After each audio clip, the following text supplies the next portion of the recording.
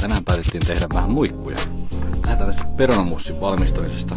Eli perusmuussihommia. Rosamundaperunat sinne kiehuu suolavedessä, jonka jälkeen sitten hyvää maitoa ja vähän nökärevoita siihen perään.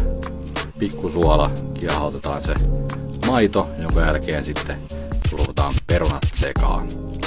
Noin lusikalla siitä vähän sekaisin ja sen jälkeen lähdetäänkin muikkuhommiin. Nyt leivitellään muikut ruisjauhoissa, no vähän vehnäjauhoa seassa ja sitten paistellaan öljyssä ja voissa.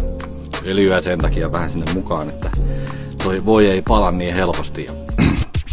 Lähdetään aluksi toinen puoli kalasta ja sitten paistetulle pinnalle lisäillään vähän suolaa sitten maun mukaan tietty. No niin, sitten painetaan pikku tillikapris kastike siitä. Tää on sulatettua voita, kaprista, tilliä, pikku sitruuna siihen perään ja sitten voidaankin laittaa jo annos esille. Pottumuusit, muikut, siihen pikku soosi päälle ja sen jälkeen painetaan sitruuna ja tillit siihen vielä, niin ai että.